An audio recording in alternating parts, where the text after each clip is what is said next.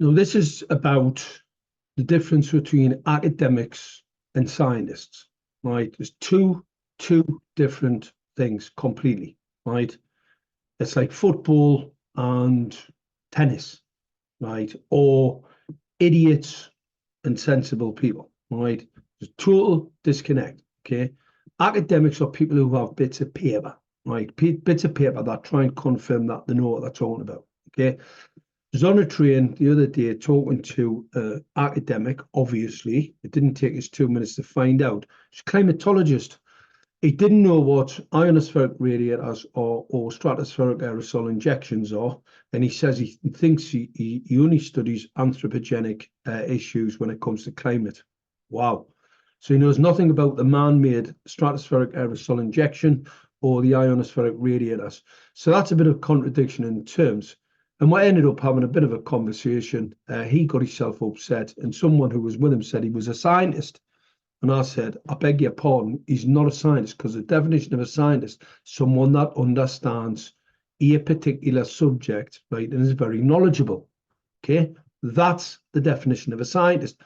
That's why scientists are very knowledgeable in subjects. So you cannot be knowledgeable in a subject if you don't know, especially a climatologist who doesn't know what stratospheric aerosol injections are or ionospheric radiators, because that would mean you have a very limited view. I would then suggest they're an academic, someone who has to have a bit of paper to tell them how clever they are. Yeah, it's a total disconnect. Some of the cleverest people, there are some clever academics, yeah, but I would say that you would class them as a scientist if they know that subject really well. Some of them really do. There's quite a lot of professors do. There's some that don't.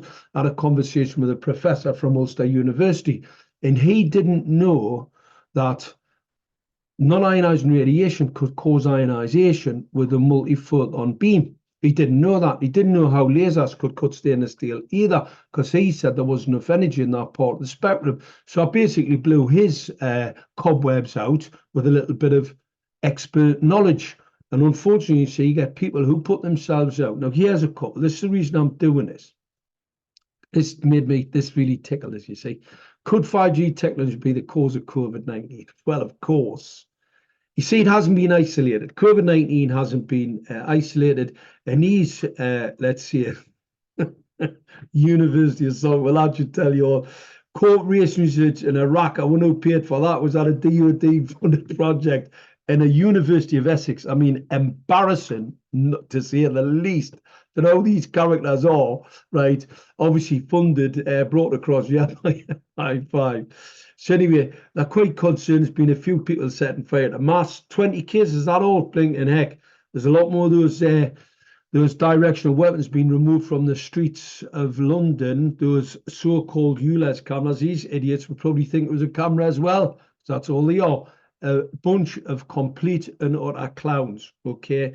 So basically, they go on to embarrass themselves about how they believe that electromagnetic radiation doesn't cause flu-type symptoms. So nice funny pictures to try and a bit of kidology, let's say, okay?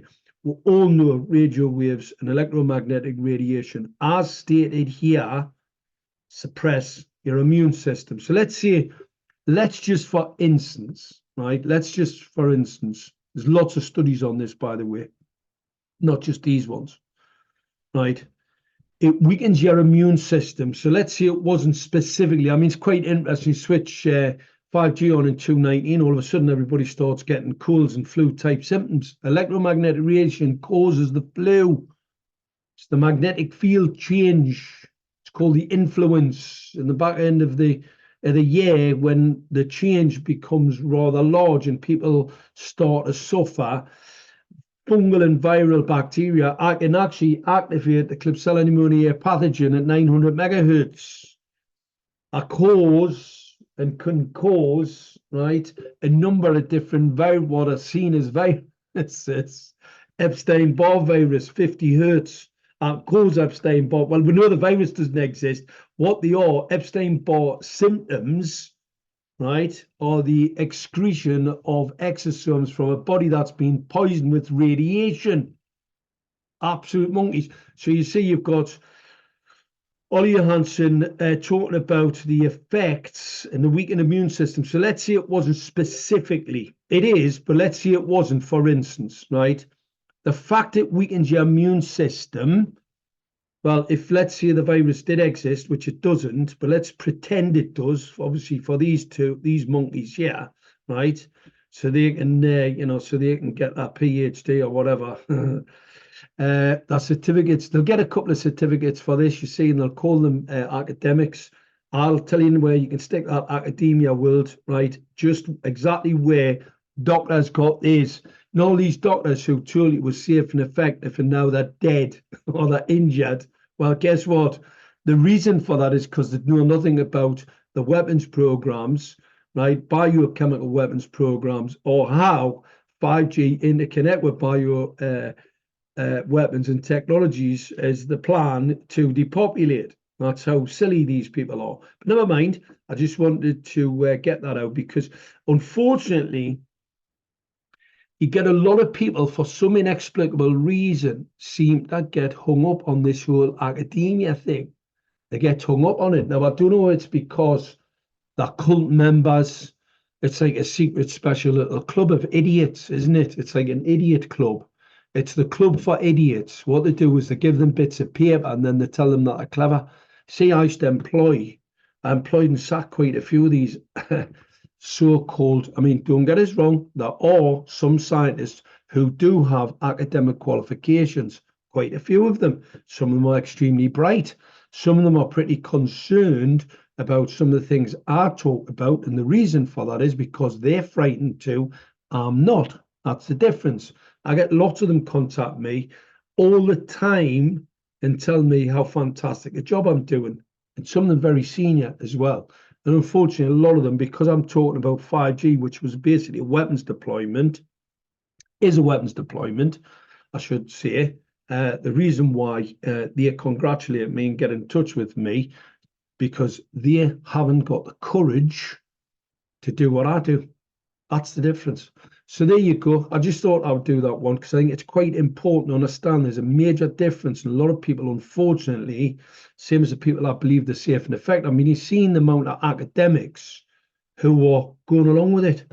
I mean, I was embarrassed. It's so embarrassing. I mean, think about nurses, right? They teach them about medicine, okay, and they teach them to look after people. And then they would expect you to wear a mask. Now, the exhaust of someone's breath, right? There's a number of very dangerous pathogens in there, right? You've got some, pathogens in the mouth. You know, if you bite somebody or somebody gets bit, I mean, some really naughty bacterial stuff in there, and you want to breathe that onto a damp mask, and then you want to re-inhale it. I mean, that just totally goes against, that's not just stupid, that goes against common sense. And when common sense fits with the actual published peer-reviewed papers on wearing masks, then you know how stupid the academics are that wore them. And there was an awful lot of people who thought they were going to wear those masks and they were going to protect them. But what it actually did, it put them in hospital with breathing difficulties. I mean, that just shows the amount of stupidity. I mean, Kerry Mullis, right, a scientist, right, a very clever scientist, right, who spoke about, right, the PCR test and how it cannot identify live viruses. Well, obviously it cannot because it don't exist. I mean, absolutely crazy, isn't it? So that just shows you the mad, mad world that we live in. And you see, the biggest problem that we've got is idiots, mentally compromised people who just can't understand or haven't got the capacity to look at the actual science, published peer-reviewed science on this subject. And I mean, these idiots, they don't think 5G doesn't cause COVID-19. I'm embarrassed. I'd be embarrassed to put my name to something like that.